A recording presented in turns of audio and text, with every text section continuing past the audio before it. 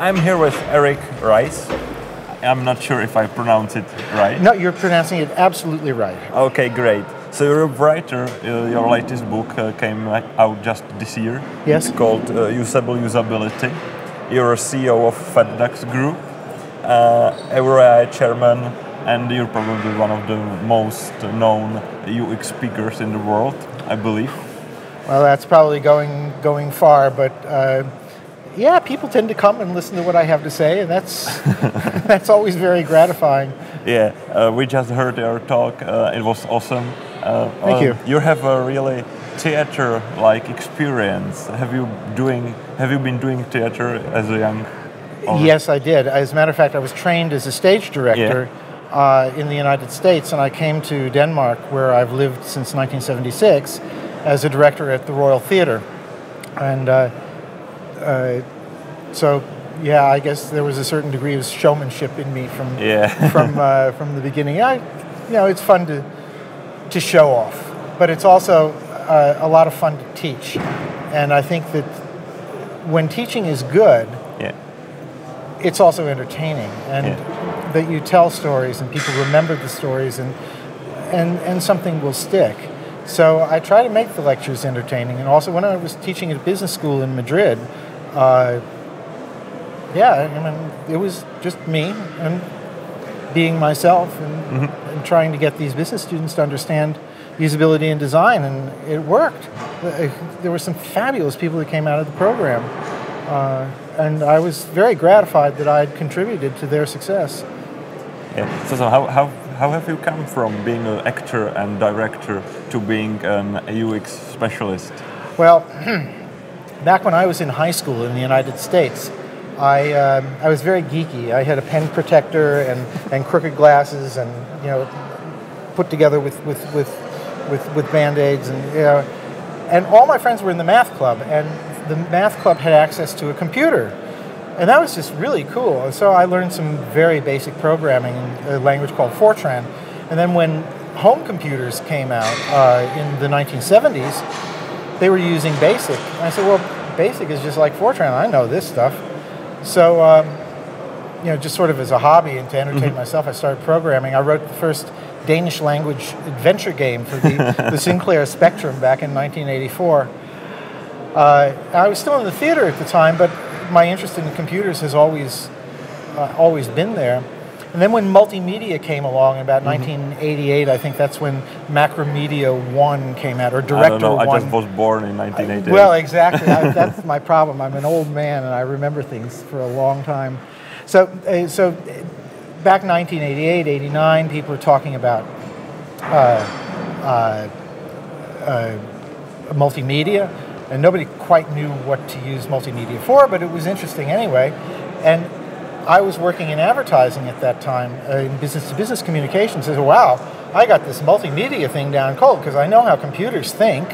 I mean, they basically don't do all that much. They can add, subtract, multiply, divide, and compare things that they pull out of little boxes. That's what a computer does.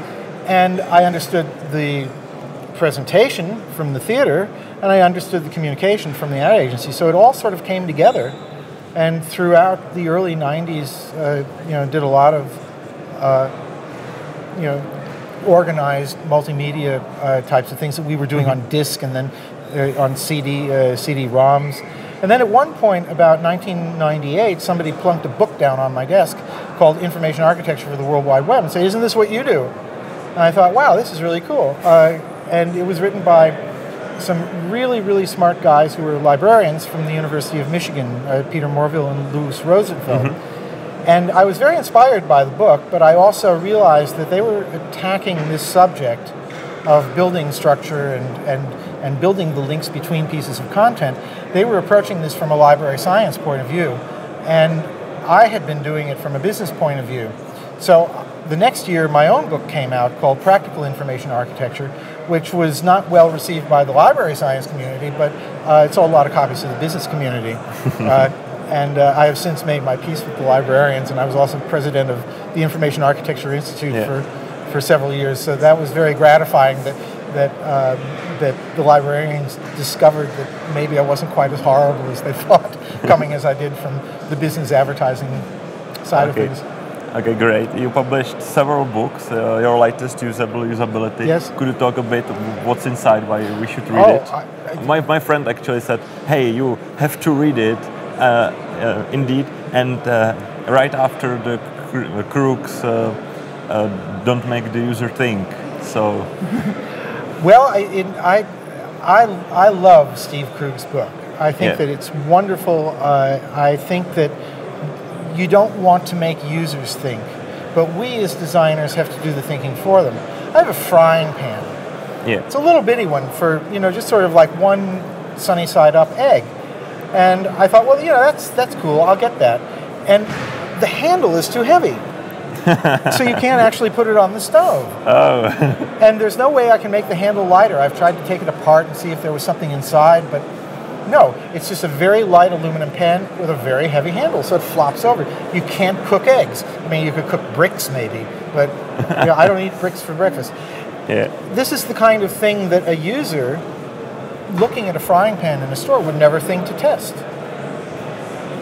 So I see usability issues all around me. It's not just websites, although that's certainly a large part of what I do, but all kinds of things. And so rather than talking about homepage usability or something that's very specific to an on-screen type of display, I thought, well, let me see if I can't cut usability up in a slightly different way. And what I came up with, thanks to the Wikipedia, was that there are basically two sides to the coin. There's ease of use, which are the physical properties. It does what I want it to do. Yes. So, it's functional. The buttons work. The handle isn't too heavy for the frying pan. It's responsive. I know what it's thinking. I love the little wait icons because the computer is telling me with this little icon, hey, that's all right. You've asked me to do something. I'm doing it. Go out, have a cup of coffee, come back. When this disappears, you'll know that I've done it. So, functional, responsive. You can talk about ergonomics, the rules of weight distribution and lessening loads and providing clearance and all of these things that we know from the built world also apply online. Basic convenience. Are things grouped in some kind of a sensible way? And then finally, is there any mechanism for foolproofing things to prevent me from making a mistake? Something that reminds me that I forgot to save my document before I turn off my computer, that kind of thing. So that's the first half of the book, and then the second is elegance and clarity, and that's all the psychological stuff. So here, are things visible? I mean, even when they are clearly on a screen, sometimes you just don't see them. Maybe sometimes buttons are so big that they look like advertisements, and we don't realize we're supposed to click. So visibility is certainly important. Understandability, the importance of building shared references. Do people understand what's going on? If you go to eBay, for example, long copy outsells short copy. If people are good at describing the object, it's easier for them to get a total stranger to send them a lot of money in an envelope or via PayPal. That's trust. That's good e-commerce. So understanding. What else is there? You want to be logical. There's deductive reasoning, there's inductive reasoning, there's retroductive inference. These are things that we as designers need to start thinking about. Get it away from the realm of cognitive science or mathematics and over into the kinds of work that we're doing. So there are 5 things in each section. I don't want to, but each of the sections, and this is what I thought was kind of cool, ends with 10 things that I think people should be thinking about. And at the end of the book, I tell them, look, whatever stuff it is that you're designing, go back to each one of these lists of 10. There are 100 possible questions. Find one from each section and make a list and prioritize things in terms of what are the easiest to accomplish, the quick fixes, and down to the most difficult. And then take the same list and say, this is mission critical for my stuff. The stuff that's most important at the top. And if you have things that are at the top of both lists, do them now. You change one small thing and you may make a remarkable change. Just look at, we live in Europe. How many times have we not been able to buy something online because an American has made state, province, region a required field? Well, you live in the Czech Republic, I live in Denmark. I mean, my God, the entire population of my country is like the size of Houston. It's very small. We don't have states and regions and provinces. The Australians, they have states, but not the ones on the American list. So where are we at? Don't make it a required field, or have it say none. Give us a chance. If you make this very small change, it'll take a programmer like all of 3 minutes to fix this. You've suddenly opened the market to what, 400 million new potential clients, customers? Yeah. That's a good quick fix. Yeah. And there's a lot of that kind of stuff. So I talk about it in the book, and the people who are experienced usability people say, well, you know, there's not really anything new here, and they're right. But I did slice and dice things a little differently than they're maybe used to doing, and I certainly talk a lot more about offline processes and frying pans and kitchen magnets and door handles and salt shakers, that kind of thing. Great. You've seen a lot of conferences. You're actually manager of one also. What do you think about WebExpo? Do you like it here? Oh, I do, very much so. It's a terrific group of people. I'm always sorry that WebExpo tends to coincide with the conference that I chair, which is called EuroIA. Last year, we actually went to Prague to get the Czech community involved, and damned if WebExpo wasn't the same days. So that was rather unfortunate. But it's nice to see that the Czech community is as creative and as large as it is, and I just hope that all the good things that are happening in the Czech Republic, and Slovakia too for that matter, get out to the rest of Europe. Spread the word. There's an incredible amount of talent, and we don't always hear about what's going on in the Czech Republic. As a matter of fact, I had no clue that this community was as vibrant until I met a bunch of you up at UX Camp Europe in Berlin, which I guess is your foreign conference. It's easy to get to Berlin, so that's where you go, and it's a free conference. Go there, anyway, it's terrific being here, and I've made a lot of new friends and met a lot of old friends. And when we met each other, 2 years ago at UX Lisbon. Small world. It's good to see you again. Yeah, good to see you too. I have a last question. Sure. This one is from community, from my friend, and I ask this everyone I talk to today. It's, what does user experience mean to you? Just a short answer.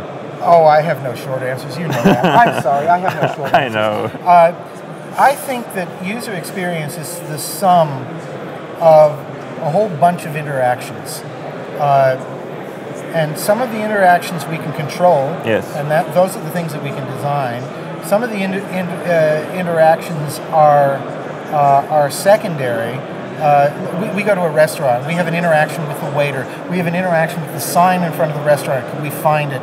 Was it easy to get to? We get in there. There's a menu. Can we read it? Is there enough light? There are a lot of interactions. There are service design issues. There are information architecture issues. Does the menu actually work?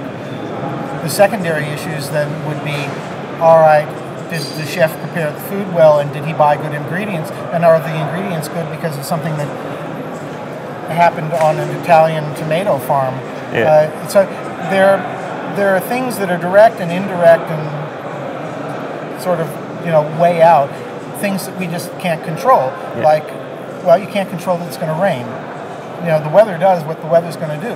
But if you're arranging a concert or a picnic or something, well, make sure there's some umbrellas, or make sure there's a shelter where people can go in. So even though there are certain aspects of the interaction you can't control, you can at least make them easier to deal with. So for me, user experience is the sum total of all these many interactions, and we as designers need to go in and do what we can to make sure that these interactions flow as nicely as possible. In the service design world, you talk about service touch points. Same thing, a touch point is also an interaction. There are a lot of different siloed communities right now that are pretending that they all invented this, but we're doing the same thing, and we've been doing it for a long time, long before the term user experience came along. My gosh, I knew service design people back in the 80s, and same techniques, just different names. Okay, great to have you at WebExpo. Well, thank you very much, Hansa. It's a pleasure being here. Thank you so much. Thank you so much. Thank you.